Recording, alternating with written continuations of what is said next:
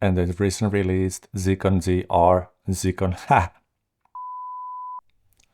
What if I tell you that there is a camera with a full-frame sensor that can shoot 6K, open gate, with shutter angle, monitoring waveforms, and has a big 6 menu for around $1,000? Yep, Panasonic has squeezed all of this in the LUMIX S9. Does that make it a cinema pocket rocket?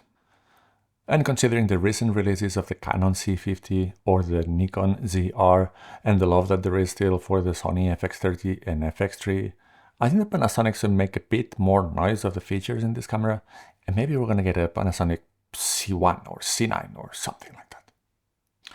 The thing is that they sold you this vlogging content creator camera where you have real-time LUTs so that you don't need to edit anything or color grade it, but they packed it with a ton of features that usually you can only find in the so-called cinema cameras. And not all the features in all of those cameras. And let's start with open gate. This is something that nowadays there's many that are claiming that it should be in all cameras, but basically it gives you more vertical resolution, which is useful for those of you that want to deliver horizontal and vertical content from the same shot.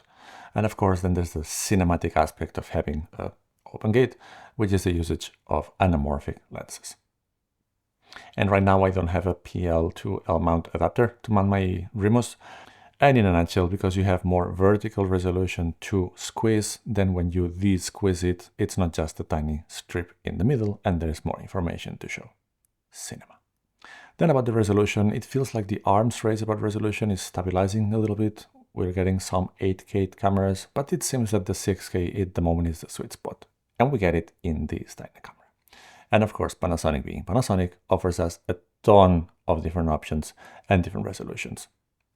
We also get 16:9 and 17:9 in 4K, which is technically UHD and Cinema 4K. There is also a 4:3 ratio in Super 35 crop, and finally an open gate 3.2 with 3-point-something case, and that's the MP4 Lite. And the combination of open gate and resolution then is well matched with V-Log, which is a log profile. And what excites me always with log profiles is if they are fully supported by a color managed workflow. Many brands are, Zikon isn't. But in DaVinci Resolve, you can use V-Log and then use either color space transform or even ACES transforms. Then shutter angle, which might seem a small thing, but if it was a small thing, why wouldn't they put it in many other cameras? And some of them that are claimed to be video-centric, and some of them that have claimed for some years to be cinema cameras before they got shutter angle. And if you don't know what shutter angle is, you might have heard anyway of the 180-degree rule. So literally, what you're setting here is those 180 degrees. This means in practice that if you change frame rates from whatever 24 to 30 to 60, or in my case, I just shoot 25 right now, but I just don't have to think about what shutter speed do I need to use, because the 180 degrees shutter angle will give me the natural motion blur that we all want and love. And then you also get seeing cross-scan. So in case you have funky light sources, which at the moment I don't have because I'm lucky, but if you would have them, then you can adjust that 1 degree at a time. And if we have all these magnificent so-called cinema features, how about monitoring the exposure? Well, behold the waveform.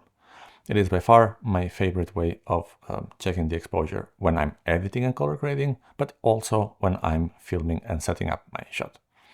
At the moment, I have set up both the S5ii and the S9 so that when I click the down button in the scroll wheel, then I have the waveform basically as big as it gets in the middle of the screen. I check my exposure and then I just hide it. And you could be saying, well, why not use an external monitor? Sure, you can do that. It has a micro HDMI port, so that doesn't make it great. But if I get a camera like this, I don't really want or need to rig it up, which means that I want as many assists and tools in the body within this screen without needing an external monitor. And Panasonic gave it to us. And then how you control in a visual way all of these settings and all of this cinema power that is at your fingertips. Well, with your fingertips on the screen with what Panasonic calls the control panel. Sony is calling it the Big Six, which sounds bigger and more important, and Ari calls it the menu, and that's it. Funnily enough, this is just a way of putting the 6 main settings very accessible and very visible, and some of the others also accessible and visible, but not so bigly. And these three brands show actually very different things, but still closer to what you might need.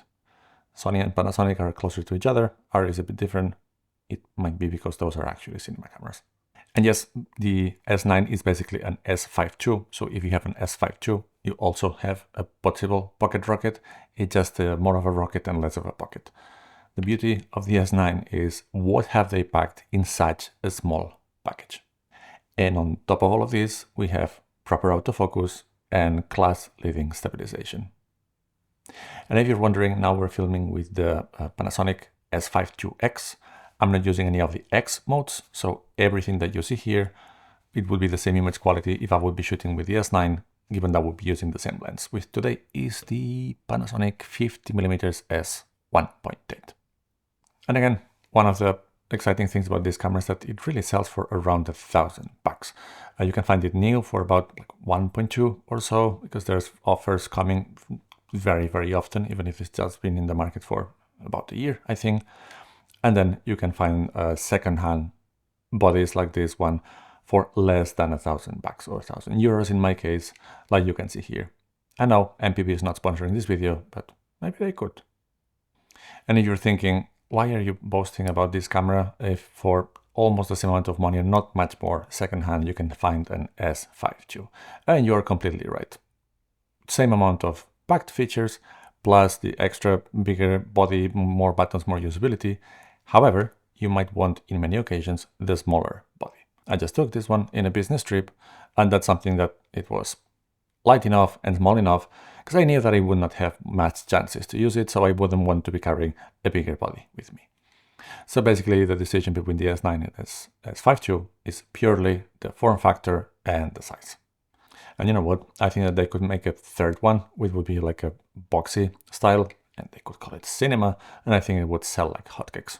Oh well, oh wait, I think, yeah, they do that already with the UB50, but I'm not sure how it compares with these two in terms of some of the newer functionality, because I think that the better autofocus, proper face detection autofocus, now we got it first in the, was it the G9 II and then the G8-7, and then in full frame land, the first ones were the S5ii, then S5ii, S9, and now the fancier S1s.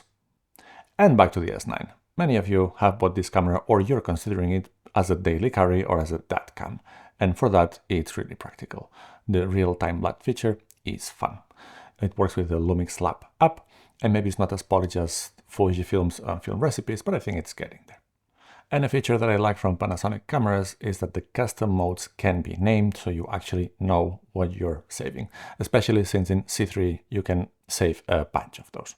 But behind the cute color options that you get in the standard camera and the lack of a mechanical shutter or the lack of a hot shoe or the lack of a viewfinder, they have given you a powerhouse of a video-centric camera. And you know what? Just check out there, check other brands, check other options, and take a look at how many of the features that they packed here are all of them in a single camera. So all in all, if you have a Panasonic S9, be aware that you have a cinema pocket rocket at your disposal. And if you don't have one yet, are you considering it? Are some of these features something that would push you towards the S9? And then of course the alternative of the S5ii. Why would you choose this one over the S5ii? As I said it a couple of times, size. That's the reason. Or maybe you have an S5ii or an S5ii and you want a little brother that is going to give you the same image quality, minus the X bits, but in a much smaller package. So now I have two cameras that I can match perfectly. They have the same sensor and the same image. But sometimes, and travel is one of those times, the S9 is going to be a better and easier choice. Anyway, do you have an S9? Are you planning to get one? And do you have an S5ii? Are you planning to get one? Or maybe you have both of them and you're happy with them. And yes, I haven't mentioned overheating because it hasn't overheated on me. Well, so me and my Cinema Pocket Rocket say thanks to you. Please like and subscribe, and we're gonna see you soon for some more content. And it's gonna be Panasonic content from now on for a little while.